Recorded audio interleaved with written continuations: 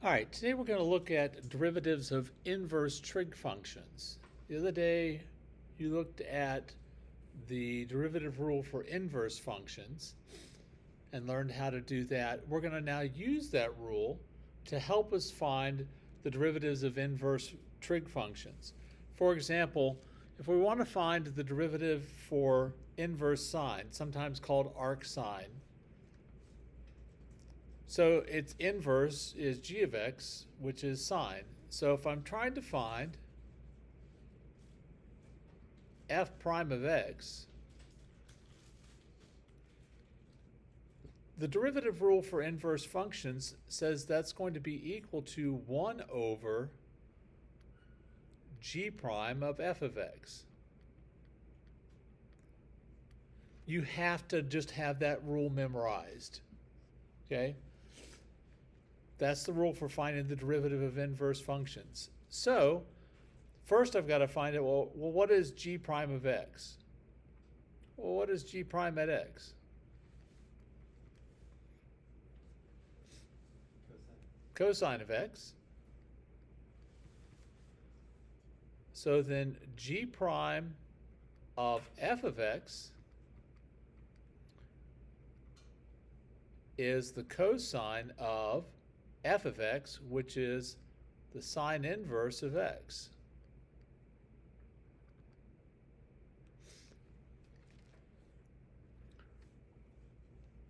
Now, hopefully in pre-cal, and I don't know with the new AP pre-cal curriculum if you did very much of this, but you can write this so that it's all in terms of x and not with any sine or any cosine.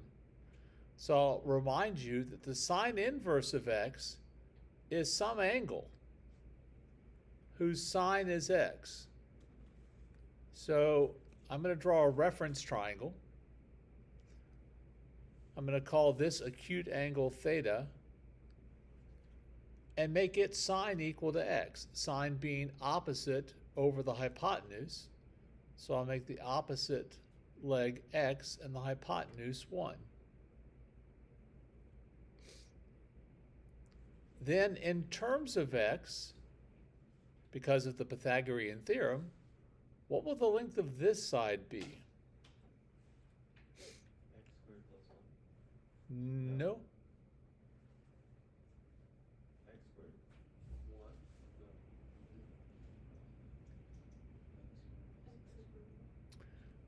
No. I've heard of All right, well, let's think about it for just a second. I'm going to call this side b. The Pythagorean theorem says that b squared plus x squared is going to be equal to 1 squared, right? So then b will be the square root of 1 minus x squared.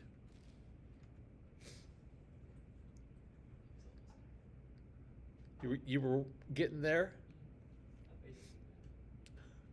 So then the cosine of this angle, remember the sine inverse of x is the angle. So the cosine of theta is the adjacent over the hypotenuse, which is the square root of 1 minus x squared. Therefore, f prime of x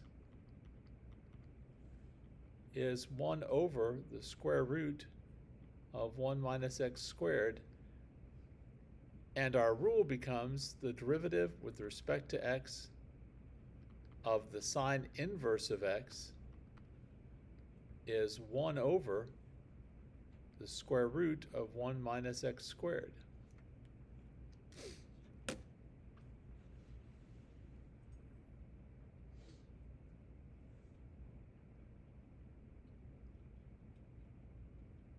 So does that mean that cosine inverse of x would be square root of 1 minus x squared over, or x over square root of 1 minus x squared? No. If we were doing cosine inverse, we would have started with the x would have been here, right? And then the derivative of sine, of the cosine would have been negative sine. So everything else would have been the same. It would have been negative 1 over the square root of 1 minus x squared. Oh, okay. That's the only difference. Yes, sir. Wouldn't it just be 1 over 1 minus x? So, Oh, the square root, never mind. Oh, got it. yeah, you can't distribute the square root. Okay, right, because it is an exponent. Exponents can be distributed over things that are being multiplied, but not over things that are being added or subtracted.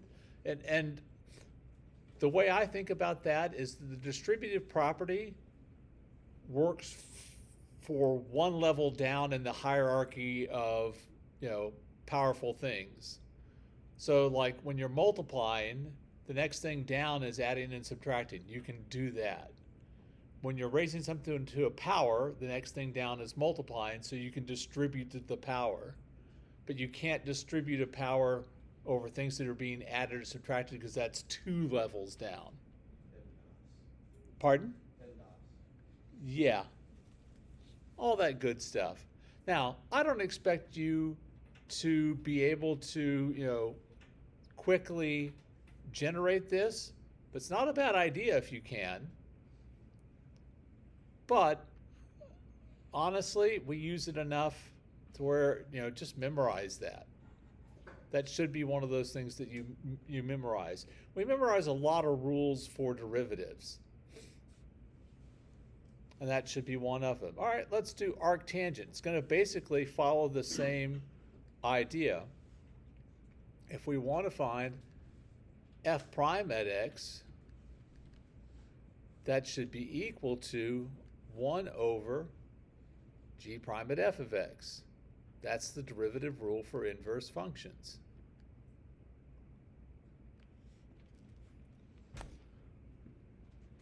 All right, so g prime at x is the derivative of tangent of x, which is secant squared of x.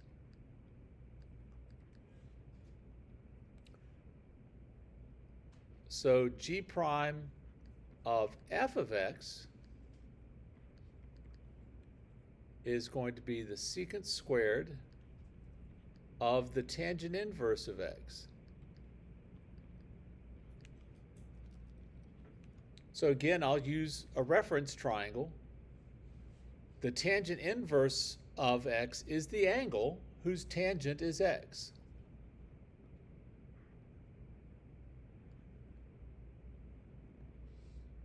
So it's the angle, theta, whose tangent is x. So now tangent is x. Tangent is opposite over adjacent, so this is x, and this is 1. And what will the hypotenuse be in terms of x? X squared plus 1. Close. Really close. Square root of x squared plus There we go, the square root of x squared plus 1.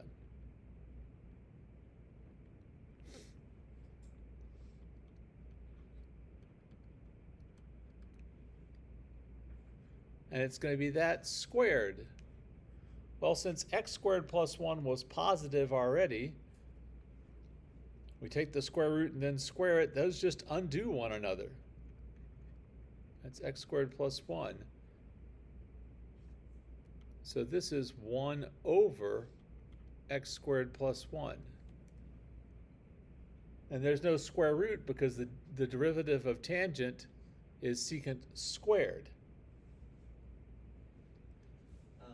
Yes. So tangent inverse of x Uh-huh. is the square root of x squared plus 1. No, tangent inverse of x is this angle. Okay.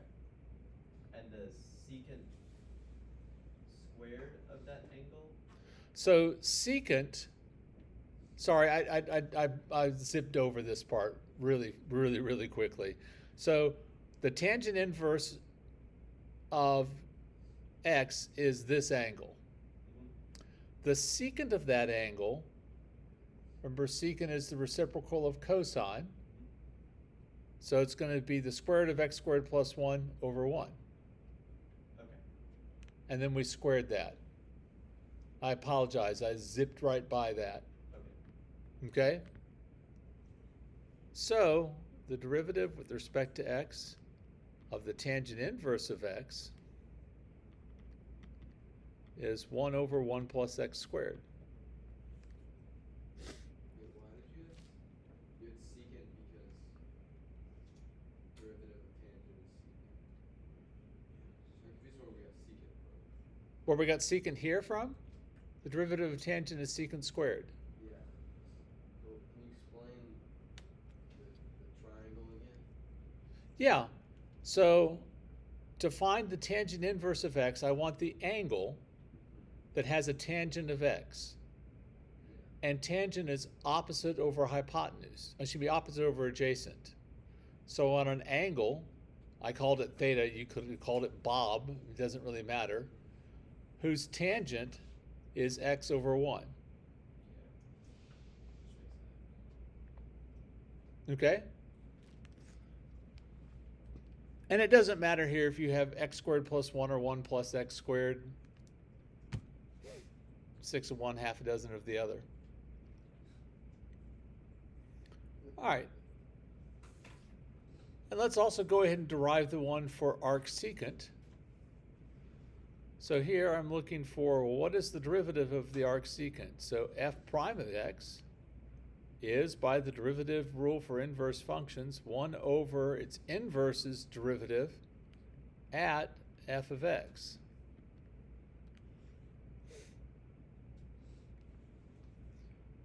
All right, well, the derivative of g, the derivative of secant of x, is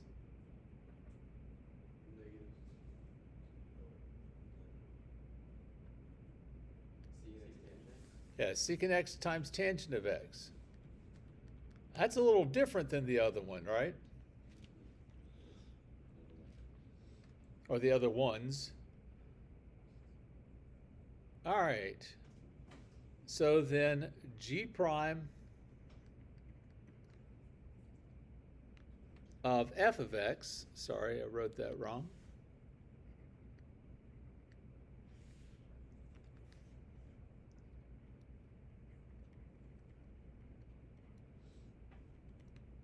Is going to be the secant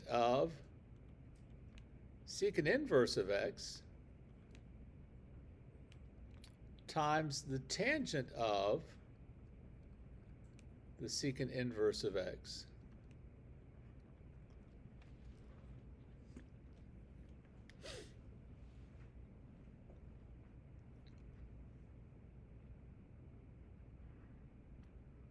So if I draw my little reference triangle over here, I want an angle whose secant is x. So make that theta. Secant is hypotenuse over adjacent, right? So I want this to be x and this to be 1. And what will this side over here be in terms of x?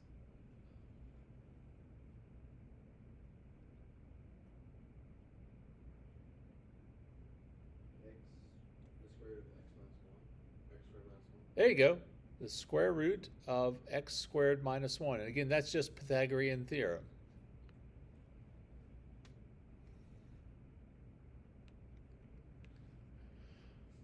All right, so the secant of the secant inverse of x, this is always going to be a positive quantity. This is the absolute value of x. And I'm not going to go back through all the trig you have to understand why that's always got to be positive. And then this is going to be tangent, which is opposite over adjacent. So that's the square root of x squared minus 1. So this is 1 over the absolute value of x times the square root of x squared minus 1.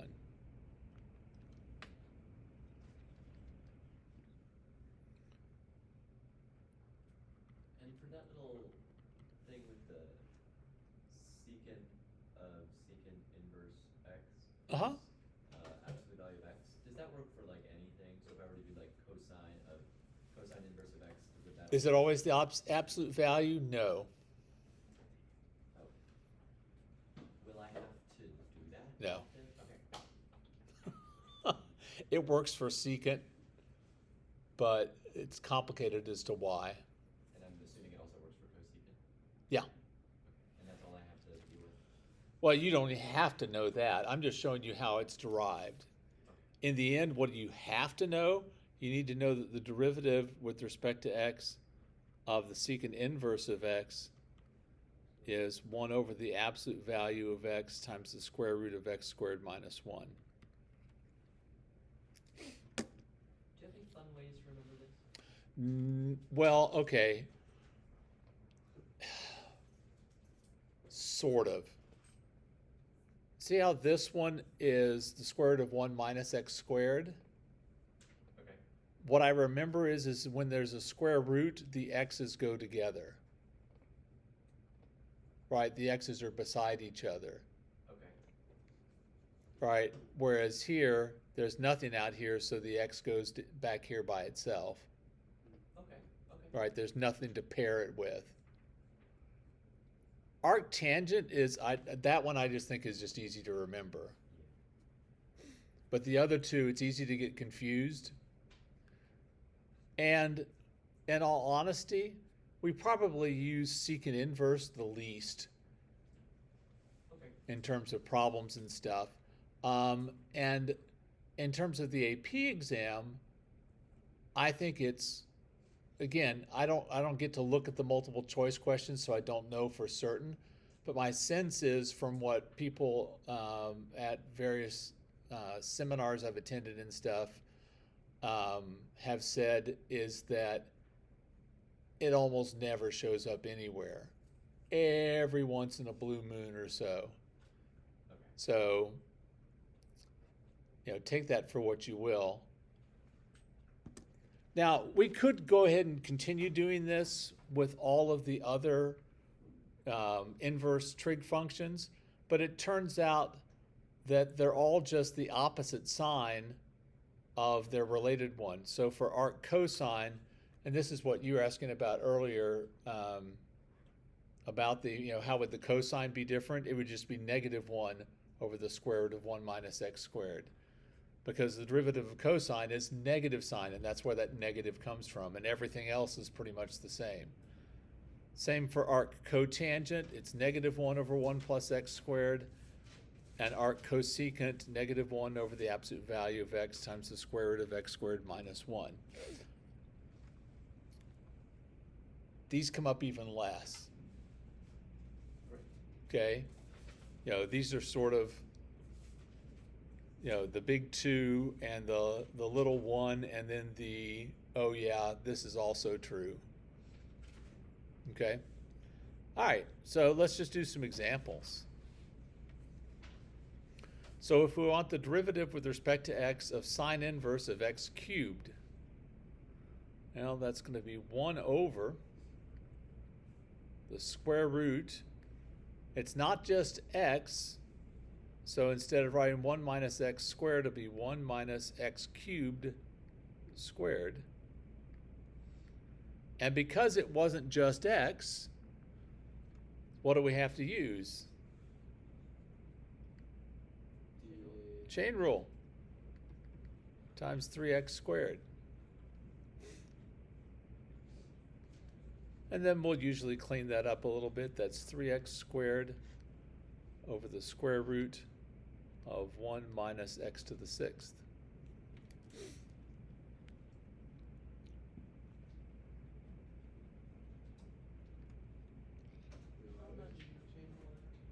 Pardon? I heard chain rule there, but I didn't hear the first part. Why do we have to use it there again? Because this is not just x.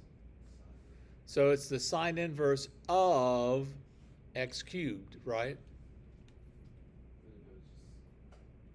Sine of x cubed. This is a composite function, right? X cubed is inside of the sine inverse function. Anytime you have a composite function, you have to use the chain rule. Okay? All right, let's look at this one. A particle moves along the x-axis so that its position at any time t greater than or equal to 0 is x of t, which is equal to tan inverse of the square root of t. And I'll just admit, these problems are actually kind of silly when you think about things like that. It's like, okay, it's moving along a line and its position is done by tangent inverse of the square root of t. What kind of a thing in real life moves that way? Yeah. Oh, probably nothing. But I don't think that's possible to move like that. How does the track look? I don't think. Well, we'd have to. Put them all together. all right, well, let's find the velocity when t is equal to 16. So v of t, the velocity, is the derivative of the position function.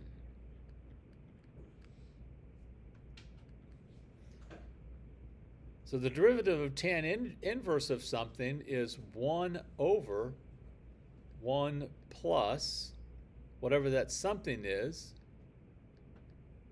squared times, because this isn't just t, we have to take the derivative of the square root of t. That'll be 1/2 t to the negative 1/2 power.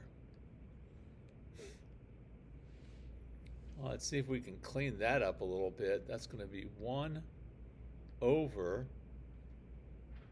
1 plus t squared times 1 over 2 square root of t. I think it's just t, not t squared. Oh, thank you. Yeah, it's the square root of t squared, so it's just t. Thank you.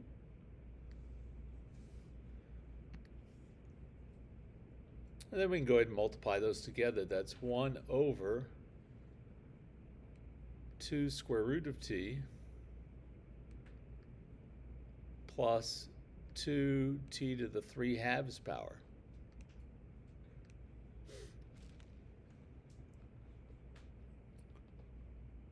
Well, it might have been easier to just leave it alone because we're just going to crank out the number anyway. So the velocity at 16, let's go ahead and do it from this stage. That'd be 1 over 17 times 1 over 8.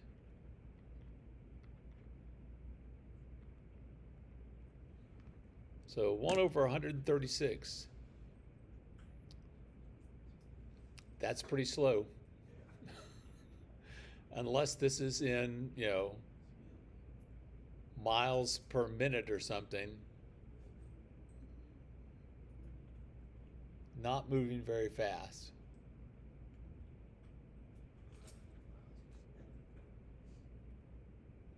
All right, let's try this one. Just take the derivative of secant inverse of 4x to the 5th.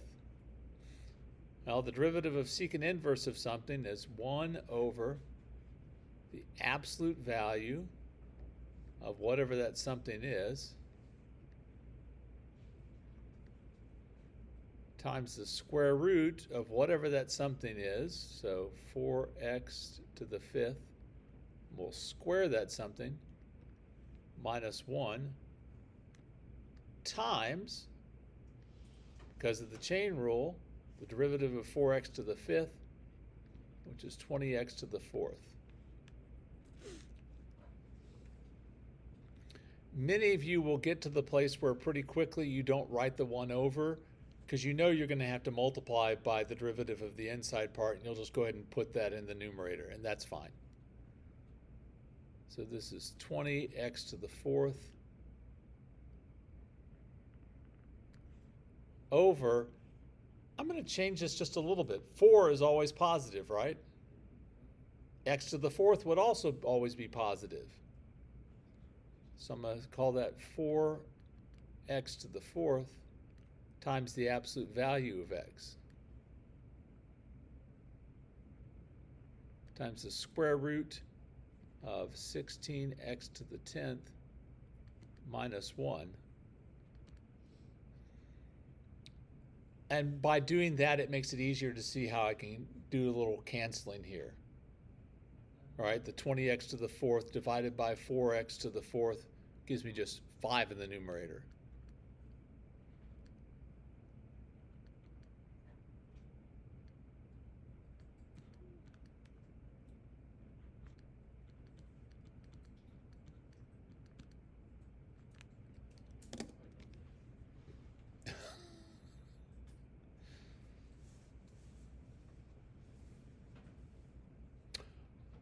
That idea is one where later on when we start doing antiderivatives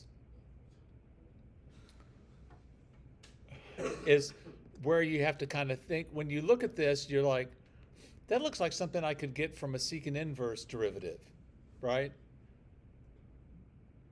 But these two should be better related to one another. And so you have to go, okay, what can I multiply this by so that it works out? And I have to multiply top and bottom by 4x to the fourth in order for this to work out. You kind of have to make it undo. We'll get to that though. Let's not borrow tomorrow's troubles today. Just making sure that won't be tomorrow.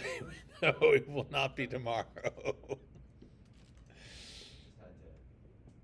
Yeah, no, it will not be tomorrow. We're not jumping from, you've never done an antiderivative to let's do something really complicated with an antiderivative. All right, last one. Find an equation for the line tangent to the graph of y is equal to cotangent inverse of x at x equals -1 and verify your answer graphically. I think this is one of those ones that gets me in trouble every year because your calculator doesn't like graphing cotangent inverse. And I can never remember how to make it do it. We'll see what happens. All right, so at x equals -1, we need to find the y value so that we have a point so that we can use our point slope equation.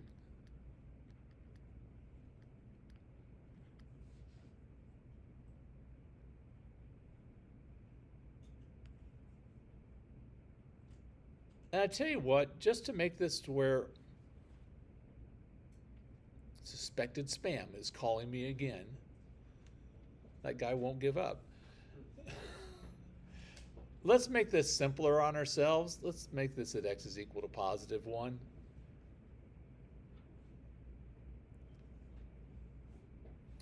So we want cotangent inverse of 1. That's clearly in the first quadrant. Where is cotangent equal to 1? Yeah. So y is pi/4. Remember, when you have an inverse, you're finding the angle. All right, so now I've got my point is 1 comma pi/4.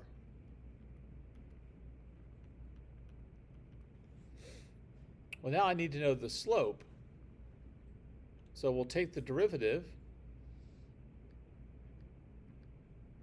The derivative of cotangent inverse is -1 over 1 plus x squared.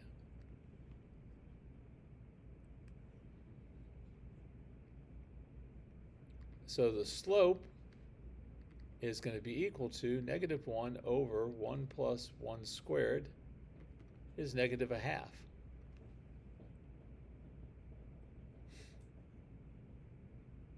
So now our equation of the tangent line is going to be y is equal to pi/4 minus 1/2 times x minus 1.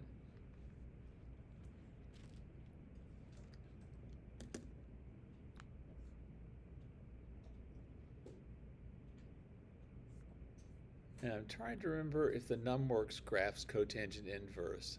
Ooh, let's find out.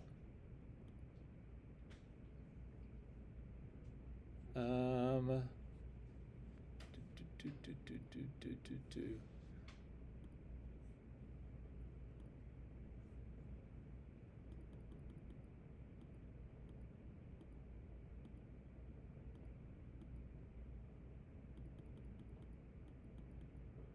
I don't see it. I think Desmos does. Does Desmos? I doubt it wouldn't. Does a lot of stuff. It does. Some of the stuff I don't like though. It drives me a little bit crazy on some of them. But it does some things really, really, really nicely. What if I went to Let's try it.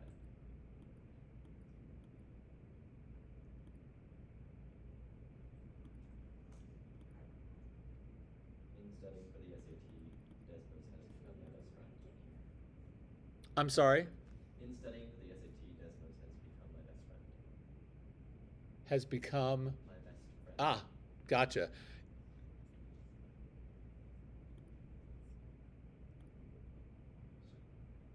So it is built into this. I just had to look for it. And then what did we have for our equation? Was it start with pi over 4? Pi over 4 minus. Hang on a second. I can never remember where pi is on this. I haven't gotten used to it yet still. Pi over 4 minus a half?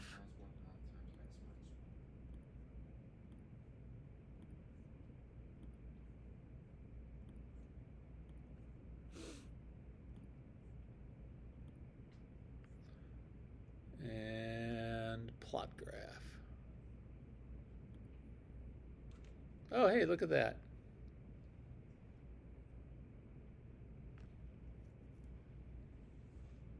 So we are tangent at that point. At that specific point, it's tangent. Pardon? At that specific point, it's tangent. Correct, which is what they asked us to do. Find the equation of the line tangent to the graph of arc cotangent at x is equal to 1. Arc cotangent is this thing in red, and the part in blue is our tangent line. So that's the graph part cotangent, the red one. Yeah, the red one is what arc cotangent looks like. Yeah, there is a way to get your calculator to do it, and it says somewhere in your book about this is the way that you get, if you have to graph any of those, look back a couple of pages and it talks about how to graph all those different ones. But with the TI, there is no built-in anything that works for those, unfortunately.